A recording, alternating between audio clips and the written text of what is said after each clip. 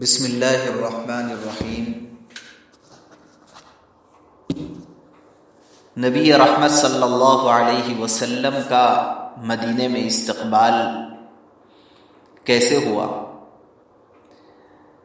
چنانچہ آپ کی تشریف آوری کی خبر مدینے میں پہلے پہنچ چکی تھی۔ تمام شہر ہمہ چشم انتظار میں تھا۔ معصوم بچے فخر اور جوش میں کہتے پھرتے تھے کہ پیغمبر صلی اللہ علیہ وسلم آ رہے ہیں۔ لوگ ہر روز صبح صبح نکل جایا کرتے تھے اپنے شہر سے، اور باہر جمع ہو کر دوپہر تک انتظار کر کے حسرت کے ساتھ واپس چلے آتے تھے۔ ایک دن ایسے ہی صبح سے دوپہر تک انتظار کر کے سارے لوگ واپس جا چکے تھے کہ ایک یہودی نے قلعے سے دیکھا کہ کوئی دو لوگ آ رہے ہیں۔ اس نے غور کیا، قرائن سے پہچان کر وہیں قلعے پر سے آواز لگائی، اے اہل عرب، تم جس کا انتظار کر رہے تھے وہ شخص آ گیا۔ یہ آواز سننا تھا کہ تمام شہر سے ایک ساتھ تکبیر کی آواز گونجی۔ انصار آپ کے استقبال کے لیے ہتھیار سجائے ہوئے بے تاوانہ گھروں سے نکلے۔ اکثر مسلمان ایسے تھے جنہوں نے ابھی تک حضرت نبی رحمت صلی اللہ علیہ وسلم کے پرنور چہرے کا دیدار بھی نہیں کیا تھا۔ انہیں آپ صلی اللہ علیہ وسلم اور آپ کے رفیق حضرت ابوبکر صدیق رضی اللہ عنہ کی شناخت میں، انہیں پہچاننے میں اشتباہ ہونے لگا کہ کون نبی ہے اور کون صدیق ہے، پہچانے نہیں جاتے تھے۔ حضرت ابوبکر صدیق رضی اللہ عنہ نے اس بات کو محسوس کر لیا اور فوری آپ صلی اللہ علیہ وسلم کے سر مبارک پر آپ نے سایہ کر دیا، اپنے کپڑے سے آپ کے سر پر سایہ کیا تاکہ لوگ پہچان لیں کہ کون خادم اور کون مخدوم ہے۔ مدینہ منورہ سے 3 میل کے فاصلے پر جو اوپر کا حصہ ہے، بالائی جانب ہے، اس کو عالیہ کہتے ہیں، اور قبا بھی اسی کے قریب میں پڑتا ہے۔ یہاں انصار کے بہت سے خاندان آباد تھے۔ ان میں سب سے زیادہ ممتاز عمرو بن عوف کا خاندان تھا، اور کلثوم ابن الہدم خاندان کے افسر اور بڑے تھے۔ نبی رحمت صلی اللہ علیہ وسلم یہاں پہنچے تو تمام خاندان نے جوش مسرت سے اللہ اکبر کا نعرہ مارا۔ یہ فخر ان کی قسمت میں تھا کہ دو عالم کے میزبان حضرت رسول اللہ صلی اللہ علیہ وسلم کی مہمانی انہیں قبول کرنے کا شرف ملا۔ انصار ہر طرف سے جوق در جوق آتے اور جوش عقیدت میں آپ سے سلام عرض کرتے۔ یہاں آپ صلی اللہ علیہ وسلم کا پہلا کام قباء پہنچنے کے بعد جو رہا ہے وہ مسجد کی تعمیر کا رہا ہے۔ اس سے ہمیں اندازہ لگانا چاہیے کہ جہاں کہیں کوئی بستی آباد ہو، وہاں سب سے پہلے مسجد کا نظام سوچا جائے، کیونکہ مسجد ہی ایک ایسا ہیڈ کوارٹر ہے جہاں سے پورے علاقے کو کنٹرول کیا جا سکتا ہے۔ یہ پاور ہاؤس ہے اور یہیں سے سارا نظام چلایا جا سکتا ہے۔ چنانچہ کلثوم کی ایک بہت ہی پرانی پڑی ہوئی زمین تھی جہاں کھجوریں سکھائی جاتی تھی۔ یہاں رسول اللہ صلی اللہ علیہ وسلم نے اپنے دست مبارک سے مسجد کی بنیاد ڈالی۔ یہی مسجد ہے جس کی شان میں قرآن پاک کی آیات نازل ہوئی، لَمَسْجِدٌ أُسِّسَ عَلَى التَّقْوَى مِنْ أَوَّلِ يَوْمٍ أَحَقُّ أَن تَقُومَ فِيهِ رِجَالٌ يُحِبُّونَ أَن يَتَطَهَّرُوا وَاللَّهُ يُحِبُّ الْمُطَّهِّرِينَ۔ وہ مسجد جس کی بنیاد پہلے ہی دن پرہیزگاری پر رکھی گئی، وہ اس بات کی زیادہ مستحق ہے کہ تم اس میں کھڑے ہو۔ اس میں ایسے لوگ ہیں جن کو صفائی بہت پسند ہے اور خدا صاف رہنے والوں کو دوست رکھتا ہے۔ مسجد کی تعمیر میں مزدوروں کے ساتھ آپ صلی اللہ علیہ وسلم خود بھی کام کرتے تھے۔ بھاری بھاری پتھروں کو اٹھاتے اور اپنے جسم مبارک پر اپنے کندھے کے اوپر آپ اس کو رکھتے۔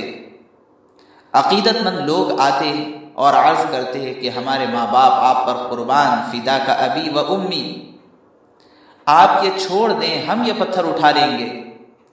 رسول اللہ صلی اللہ علیہ وسلم ان کی درخواست کو قبول تو فرما لیتے، لیکن پھر اسی وزن کا دوسرا پتھر اٹھا لیتے۔ حضرت عبداللہ ابن رواحہ شاعر تھے، وہ بھی مزدوروں کے ساتھ شریک تھے۔ جس طرح مزدور کام کرتے وقت مختلف چیزیں اپنی تھکن مٹانے کے لیے گنگناتے ہیں، بلکہ اس علاقے کے اندر ایسی صورتحال تھی۔ ہمارے یہاں تو مزدور اپنی تھکن مٹانے کے لیے مختلف باتیں کرتے رہتے ہیں اور قصے کہانیاں سناتے کہتے رہتے ہیں، لیکن وہاں پر چونکہ فصاحت و بلاغت کا بہت بول بالا تھا، تو تھکن مٹانے کے لیے بھی مزدور لوگ اشعار گنگنایا کرتے تھے۔ تو حضرت عبداللہ ابن رواحہ یہ اشعار پڑھتے جاتے تھے اور آپ صلی اللہ علیہ وسلم بھی ان کی آواز میں آواز ملاتے ہوئے گنگناتے تھے۔ افلح من يعالج المساجد ويقرأ القرآن قائما وقاعدا ولا يبيت الليل عنه راقدا۔ وہ کامیاب ہے جو مسجد درست کرتا ہے، اٹھتے بیٹھتے قرآن پڑھتا ہے اور رات کو جاگتا رہتا ہے۔ 12 ربیع الاول سن 1 ہجری کو جمعہ کا دن تھا۔ نبی صلی اللہ علیہ وسلم قباء سے سوار ہو کر بنی سالم کے گھروں تک پہنچے کہ جمعہ کا وقت ہو گیا۔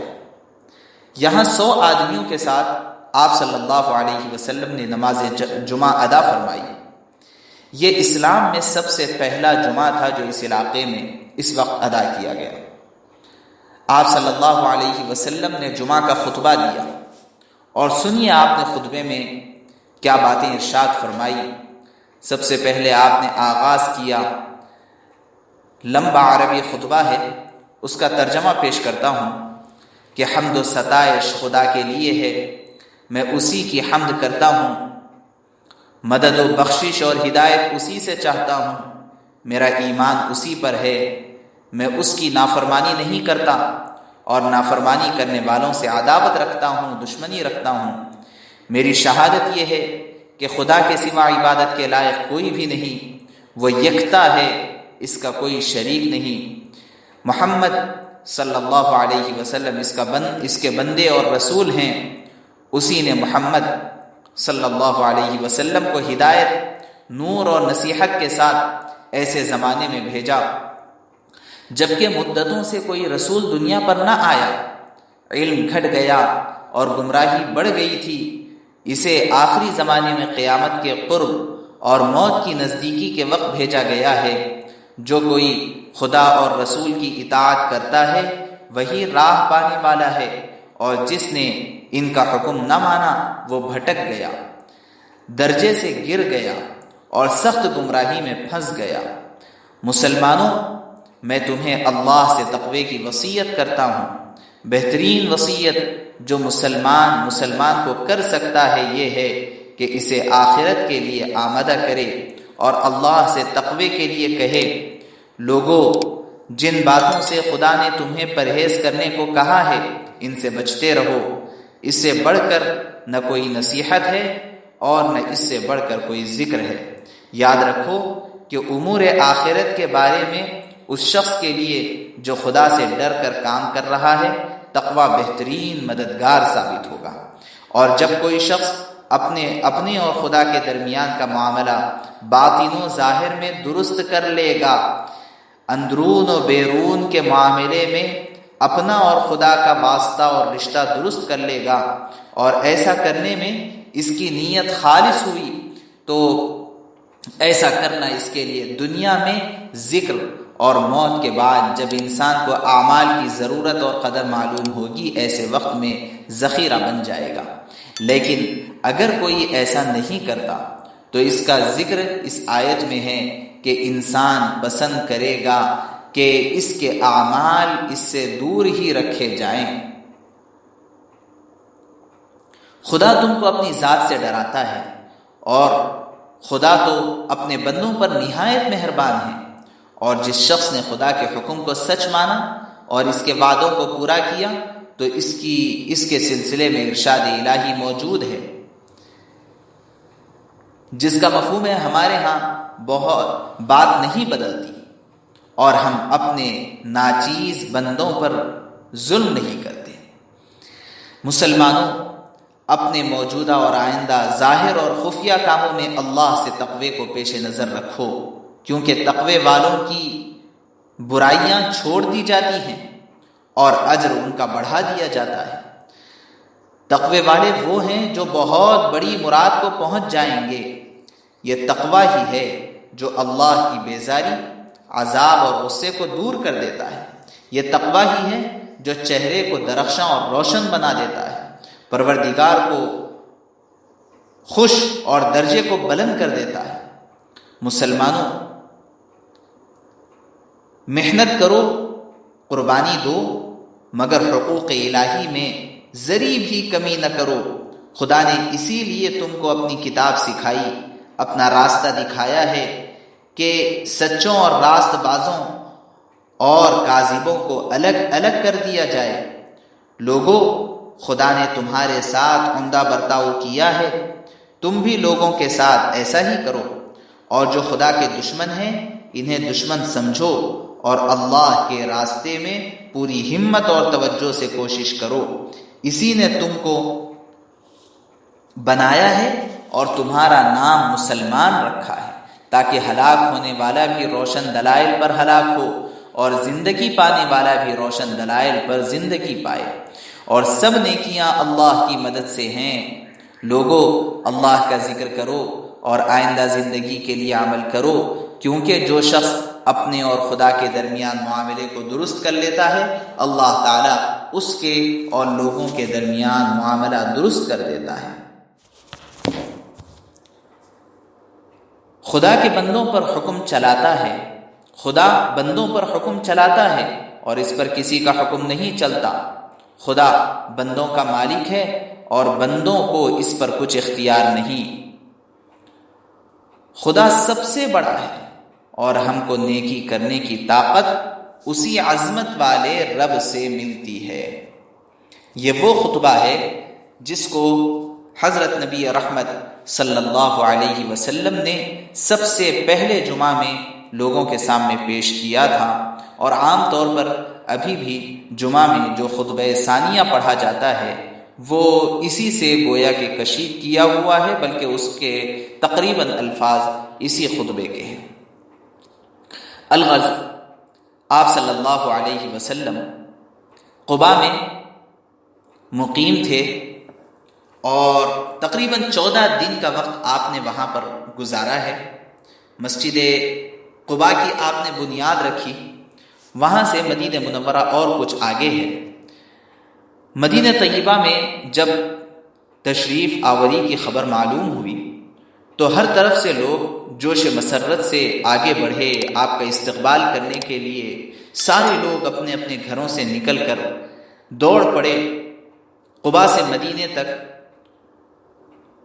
دو طرف لائن لگا کر کے، صفیں بنا کر کے کھڑے ہو گئے آپ کا استقبال کرنے کے لیے، اور درمیان سے آپ صلی اللہ علیہ وسلم کو گزارنے کے لیے دو طرف صفیں بنا کر کے اپنے ہتھیار کو سجائے ہوئے کھڑے ہو گئے تاکہ آپ کا استقبال کیا جا سکے۔ راستے میں انصار کے خاندان آتے تھے، ہر قبیلہ سامنے آ کر آگے بڑھ کر عرض کرتا، حضور یہ گھر ہے، یہ مال ہے، یہ میری جان ہے، آپ کا احسان ہوگا کہ اگر آپ یہ چیزیں قبول فرما لیں۔ آپ صلی اللہ علیہ وسلم ان سے شکریہ کا اظہار فرماتے اور دعائے خیر دیتے اور فرماتے کہ میری اونٹنی کا راستہ چھوڑ دو، اس کو خدا کی طرف سے حکم ہے، اسی طرح وہ جہاں جا کر کے بیٹھ جائے گی وہی میرا ٹھکانہ ہوگا۔ اسی طرح مدینے کے 5 بڑے بڑے قبیلوں کے سردار ملتے رہے اور یہی عرض کرتے رہے، حضور صلی اللہ علیہ وسلم یہ گھر ہے، یہ مال ہے، یہ جان ہے۔ آپ صلی اللہ علیہ وسلم یہی فرماتے، اس کا راستہ چھوڑ دو، جہاں اللہ کا حکم ہوگا وہیں یہ جائے گی۔ اب شہر قریب آ گیا تو جوش کا یہ عالم تھا کہ چھوٹی چھوٹی ننھی منھی بچیاں اپنی چھتوں پر کھڑے ہو کر کے یہ آوازیں لگا رہی تھی اور یہ اشعار گنگنا رہی تھی، طلع البدر علینا من ثنیات الوداع وجب الشکر علینا ما دعا للہ داعی۔ چاند نکل آیا ان گھاٹیوں سے، ان پہاڑیوں سے جس کو ثنیات الوداع کہتے ہیں۔ ہم پر خدا کا شکر واجب ہے جب تک دعا مانگنے والے دعا مانگتے رہیں۔ بنو النجار کی لڑکیاں دف بجا بجا کر گاتی تھیں آپ صلی اللہ علیہ وسلم کے استقبال کے لیے، اور کہا کرتی تھیں، نحن جواری من بنی النجاری یا حبذا محمدا من جاری۔ ہم خاندان نجار کی لڑکیاں ہیں، محمد صلی اللہ علیہ وسلم کتنے بہترین پڑوسی ہیں۔ اس سے گویا کہ وہ یہ تاثر دینا چاہتی تھی کہ ہم چاہتے ہیں کہ آپ ہمارے پڑوس میں آباد ہو جائیں اور ہمارے پاس تشریف لے آئیں۔ آپ صلی اللہ علیہ وسلم نے لڑکیوں کی طرف خطاب کر کے فرمایا، کیا تم مجھ کو چاہتی ہو؟ وہ لڑکیاں کہنے لگی کہ ہاں، ہم تو اسی کے لیے یہ اشعار گا رہے ہیں اور اسی کے لیے آپ کو اپنی طرف متوجہ کر رہے ہیں۔ فرمایا، میں بھی تم کو چاہتا ہوں۔ جہاں اب مسجد نبوی ہے، اس سے متصل حضرت ابو ایوب انصاری رضی اللہ عنہ کا مکان تھا۔ اونٹنی وہاں پہنچ کر ٹھہر گئی۔ حضرت ابو ایوب رضی اللہ عنہ کا مکان 2 منزلہ تھا۔ انہوں نے اوپر کی منزل پیش کی، لیکن آپ صلی اللہ علیہ وسلم نے ملاقات کے لیے آنے والے لوگوں کی آسانی کے لیے نیچے کا حصہ پسند فرمایا۔ حضرت ابو ایوب رضی اللہ عنہ دونوں وقت آپ صلی اللہ علیہ وسلم کی خدمت میں کھانا بھیجتے اور آپ صلی اللہ علیہ وسلم جو چھوڑ دیتے، حضرت ابو ایوب اور ان کی زوجہ کے حصے میں وہ آپ کا چھوڑا ہوا کھانا آتا۔ کھانے میں جہاں حضور صلی اللہ علیہ وسلم کی انگلیوں کا نشان پڑا ہوتا، حضرت ابو ایوب رضی اللہ عنہ تبرکن وہیں اپنی انگلیاں ڈالتے۔ ایک دن اتفاق سے اوپر کی بالائی منزل میں پانی کا برتن ٹوٹ گیا۔ اندیشہ ہوا کہ پانی بہہ کر نیچے جائے اور حضرت صلی اللہ علیہ وسلم کو تکلیف ہو۔ گھر میں اوڑھنے کا صرف ایک لحاف تھا۔ حضرت ابو ایوب رضی اللہ عنہ نے اس کو ڈال دیا اور پانی کو اس میں جذب کر لیا اور اس سے احتیاط فرمایا کہ کہیں کوئی قطرہ آپ صلی اللہ علیہ وسلم پر گر کر آپ کو تکلیف نہ پہنچا دے۔